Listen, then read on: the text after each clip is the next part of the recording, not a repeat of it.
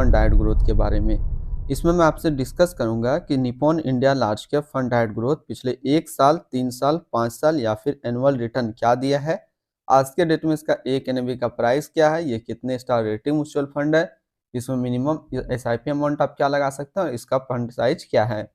साथ ही साथ मैं आपसे डिस्कस करूंगा इसके अंदर कौन कौन सा स्टॉक लिस्टेड है और इसका हम लोग रिटर्न कैलकुलेटर देखेंगे कि यदि आप इस म्यूचुअल फंड के अंदर कुछ पैसा जमा किए होते तो आने वाले 1 साल, 3 साल, 5 साल के अंदर आपको क्या रिटर्न मिलता है और यदि लमसम करते तो फिर आपको क्या रिटर्न देखने को मिलता। और यदि आप Nippon India large cap fund direct growth के अंदर इन्वेस्टमेंट करते हैं तो कितने दिनों में एसआईपी के थ्रू आपका पैसा डबल होगा और या फिर लमसम में आपका कितने दिनों में आपका पैसा डबल होगा। तो सबसे पहले इसके पिछले 1 साल के रिटर्न की बात कर लेते हैं। तो पिछला 1 साल में जो रिटर्न दिया है वो 37.55% का रिटर्न दिया है और 3 साल की यदि रिटर्न की बात कर लेते हैं तो 3 साल में 24.03% का रिटर्न है।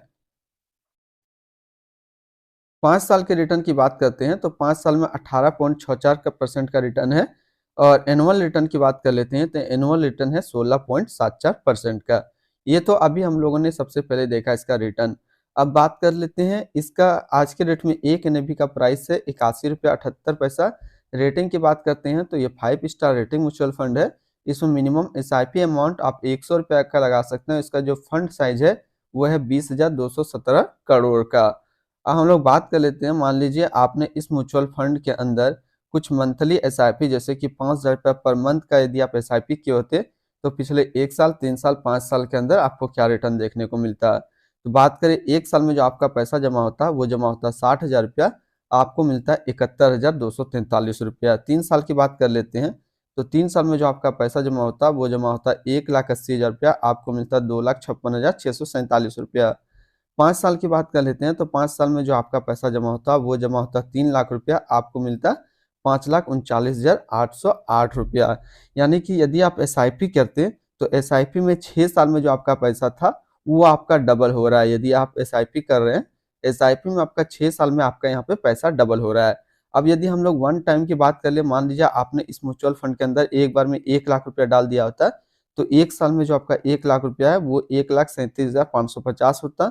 3 साल में बात कर लेते हैं तो 3 साल में आपका 1 लाख रुपया 1,90,801 रुपया होता और 5 साल में आपका 1 लाख रुपया जो है 2,35,048 रुपया होता है।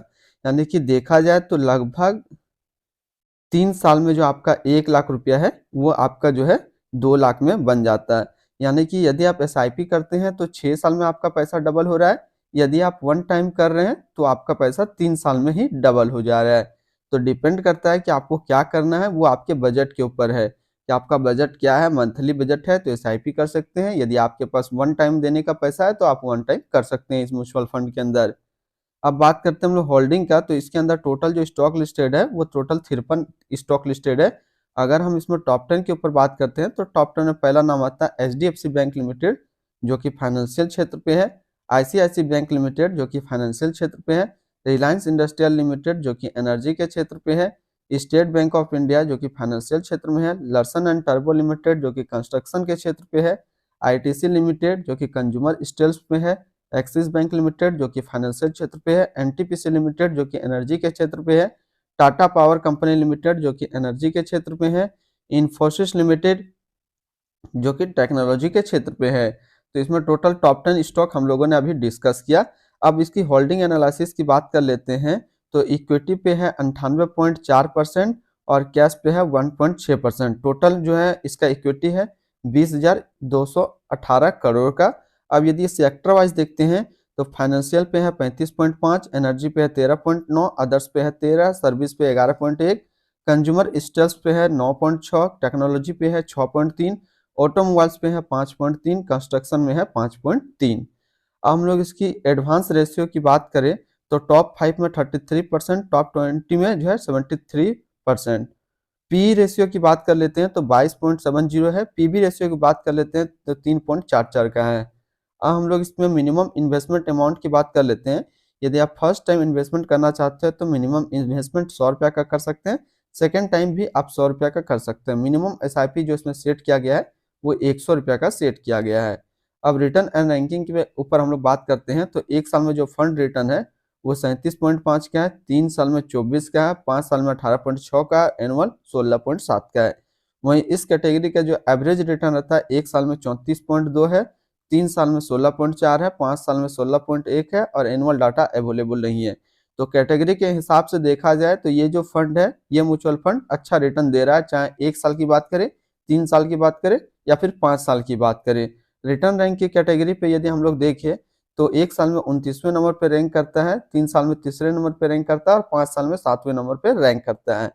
अब इसके आसपास यदि हम लोग सिमिलर फंड्स की बात कर लेते हैं तो इसके आसपास जो सिमिलर फंड्स है वो है Nippon India large cap fund diet growth, ICICI Prudential blue chip fund diet growth, एडलवेसिस large cap fund diet growth, बंधन large cap fund diet growth, Canara रूबिको blue chip equity fund diet growth. तो इसके आसपास इतने सारे इसके म्यूचुअल फंड है। अब इसका एक्सपेंसिव रेशियो की बात कर लेते हैं तो इसका एक्सपेंसिव रेशियो है 0.82%। एग्जिट लोड की बात कर लेते हैं, यदि आप 7 दिनों के अंदर पैसा निकाल लेते हैं तो 1% का एग्जिट लोड आपको देना होगा। स्टम्प ड्यूटी की बात करते हैं तो स्टम्प ड्यूटी है 0.005%। इसकी फंड मैनेजर की बात कर लेते हैं तो इसका फंड मैनेजर है शैलेश राज भान और आशुतोष भार्गव।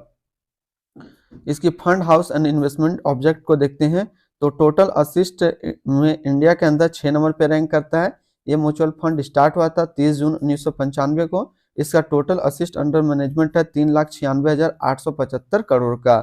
अब इसका थोड़ा हम लोग डिटेल्स देखते हैं तो Nippon India large cap fund जो है एक इक्विटी म्यूचुअल फंड है जिसको लॉन्च किया गया था निप्पॉन इंडिया म्यूचुअल फंड की तरफ से। ये म्यूचुअल फंड स्टार्ट हुआ था 30 जून 1995 को। अश्विनी कुमार शैलेश राजभान जो है अभी करंट फंड मैनेजर है इस म्यूचुअल फंड का। इसका आज के डेट में असिस्ट अंडर मैनेजमेंट है 3,96,875 करोड़ का और लेटेस्ट एनएवी 81 रुपया 78 पैसा है। इस म्यूचुअल फंड की बात कर लेते हैं तो ये काफी हाई रिस्क म्यूचुअल फंड है। इसमें मिनिमम एसआईपी अमाउंट 100 रुपया का सेट किया गया है और मिनिमम लॉन्सम भी 100 रुपया का सेट किया गया है। एग्जिट लोड की बात कर लेते हैं, यदि आप इन्वेस्ट किया हुआ पैसा 7 दिनों के अंदर निकालते हैं तो 1% का आपको एग्जिट लोड देना होगा। तो आज इस वीडियो के अंदर मैंने आपके साथ डिस्कस किया Nippon India large cap fund के बारे में। तो फिर मिलते हैं नेक्स्ट हम लोग को इस तरीके का वीडियो की अच्छी जानकारी को लेकर के।